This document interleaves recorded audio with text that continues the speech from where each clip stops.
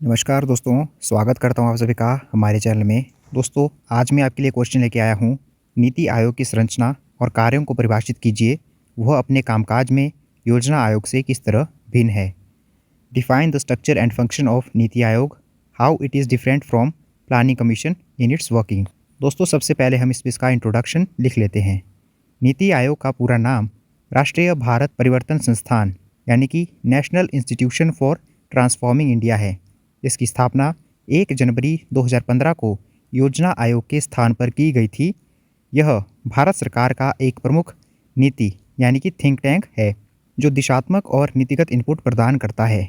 दोस्तों, अब हम देख लेते हैं नीति आयोग की संरचना। नीति आयोग की संरचना में निम्नलिखित सदस्य शामिल होते हैं। अध्यक्ष भारत के प्रधानमंत्री पदेन अध्यक्ष होते हैं।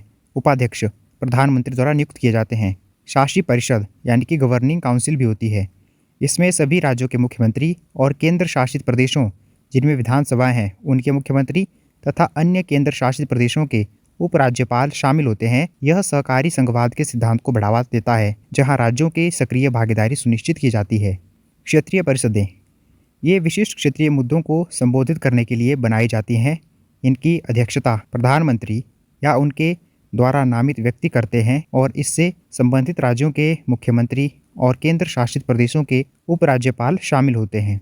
पदेन सदस्य प्रधानमंत्री द्वारा नामित केंद्रीय मंत्रिपरिषद के अधिकतम 4 सदस्य। अंशकालिक सदस्य प्रमुख विश्वविद्यालयों, अनुसंधान संस्थानों और संबंधित संस्थानों से अधिकतम 2 सदस्य जो बारी बारी से नियुक्त होते हैं। मुख्य कार्यकारी अधिकारी CEOs भारत सरकार का सचिव जिसे प्रधानमंत्री द्वारा एक निश्चित कार्यकाल के लिए नियुक्त किया जाता है। और विशेष आमंत्रित सदस्य प्रधानमंत्री द्वारा नामित विभिन्न क्षेत्रों के विशेषज्ञ। दोस्तों, ये थी नीति आयोग की संरचना। अब हम देख लेते हैं नीति आयोग के कार्य। नीति आयोग के मुख्य कार्य एक थिंक टैंक के रूप में सरकार को विभिन्न क्षेत्रों में रणनीतिक और तकनीकी सलाह प्रदान करना है। इसमें प्रमुख कार्य इस प्रकार हैं। पहला पॉइंट है इसमें सहकारी संघवाद को बढ़ावा देना। राज्यों की सक्रिय भागीदारी सुनिश्चित करके केंद्र और राज्यों के बीच बेहतर समन्वय और सहयोग को बढ़ावा देना। दीर्घकालिक नीतियाँ और कार्यक्रम तैयार करना। राष्ट्रीय विकास के एजेंडे को ध्यान में रखते हुए रणनीतिक और दीर्घकालिक नीतियों और कार्यक्रमों को बनाना।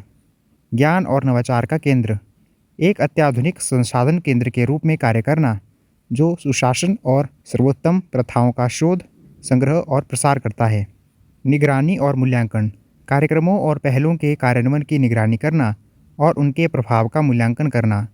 समस्या समाधान मंच अंतर क्षेत्रीय और अंतर विभागीय मुद्दों के समाधान के लिए एक मंच प्रदान करना। क्षमता निर्माण राज्यों को नीति निर्माण और कार्यक्रम कार्यान्वयन में उनकी क्षमता बढ़ाने में सहायता करना। सतत विकास लक्ष्यों यानी कि SDGs की निगरानी देश में सतत विकास लक्ष्यों को अपनाने और उन्हें प्राप्त करने की दिशा में किया जाने वाले प्रयासों की निगरानी करना।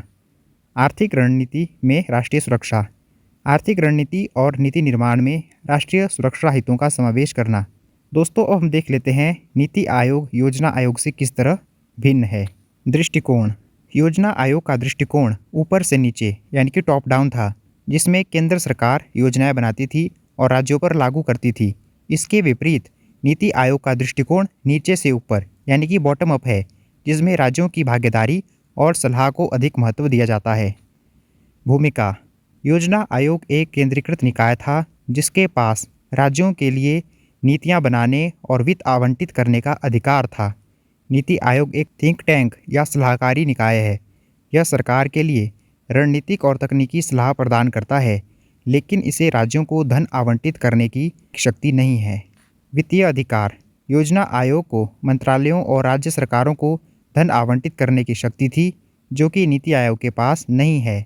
धन आवंटन का अधिकार अब वित्त मंत्रालय के पास है। योजना की प्रकृति योजना आयोग मुख्य रूप से पंचवर्षीय योजनाओं यानी कि 5 ईयर प्लान्स पर ध्यान केंद्रित करता था। नीति आयोग की कोई पंचवर्षीय योजनाएं नहीं होती। यह 15 वर्षीय विजन, 7 वर्षीय रणनीति और 3 वर्षीय कार्य योजना पर काम करता है। राज्यों की भागीदारी योजना आयोग में राज्यों की भूमिका सीमित थी। वे केवल राष्ट्रीय विकास परिषद यानी कि नेशनल डेवलपमेंट काउंसिल के माध्यम से भाग लेते थे। नीति आयोग में राज्यों के मुख्यमंत्री और केंद्र शासित प्रदेशों के उपराज्यपाल, शासी परिषद यानी कि गवर्निंग काउंसिल के सदस्य होते हैं, जिससे राज्यों की सीधी और सक्रिय भागीदारी सुनिश्चित होती है। सहकारी संघवाद। नीति आयोग सहकारी संघवाद यानी कि कोऑपरेटिव फेडरलिज्म और प्रतिस्पर्धी संघवाद कॉम्पिटिटिव फेडरलिज्म को बढ़ावा देता है, जिसमें केंद्र और राज्यों के बीच साझेदारी और स्वस्थ प्रतिस्पर्धा को प्रोत्साहित किया जाता है। लेकिन योजना आयोग में यह भावना कम थी। सदस्यता। योजना आयोग में एक उपाध्यक्ष और कुछ सदस्य होते थे। नीति आयोग में उपाध्यक्ष और पूर्वकालिक सदस्यों के अलावा इसमें कुछ अंशकालिक सदस्य, पदेन सदस्य और एक मुख्य कार्यकारी अधिकारी यानी कि सीईओ होता है। नियुक्ति। योजना आयोग में सचिवों की नियुक्ति सामान्य प्रक्रिया के माध्यम से होती थी। नीति आयोग में प्रधानमंत्री द्वारा नियुक्त सचिवों को सीईओ के रूप में जाना जाता है। सख्त या लचीलापन। योजना आयोग एक कठोर और नौकरशाही वाला निकाय माना जाता था, जिसमें योजनाओं को लागू करने की निश्चित प्रक्रिया होती थी। नीति आयोग अधिक लचीला और आधुनिक है, जो विभिन्न क्षेत्रों में विशेषज्ञों की सलाह पर ध्यान केंद्रित करता है। तो दोस्तों, यहाँ पर हमने नीति आयोग और योजना आयोग के बीच में जो मुख्य अंतर हैं वे भी समझ लिए हैं। अब हम इस प्रश्न का निष्कर्ष लिख लेते हैं। संक्षेप में, नीति आयोग का उद्देश्य योजना आयोग के केंद्रीकृत दृष्टिकोण से हटकर राज्यों को नीति निर्माण प्रक्रिया में अधिक शामिल करना और एक थिंक टैंक के रूप में काम करते हुए भारत के समग्र विकास के लिए रणनीतिक दिशा प्रदान करना है। तो दोस्तों, यह था हमारा आज का टॉपिक। नीति आयोग की संरचना और कार्यों को परिभाषित कीजिए, वह अपने कामकाज में योजना आयोग से किस तरह भिन्न है। दोस्तों, उम्मीद करता हूँ कि आपको आज का टॉपिक समझ आ गया होगा, और अगर आपको हमारी वीडियो हेल्पफुल लगी हो तो आप इस वीडियो को लाइक कर दीजिए, अपने दोस्तों के साथ इसे शेयर कर दीजिए और हमारे चैनल को सब्सक्राइब कीजिए। धन्यवाद दोस्तों।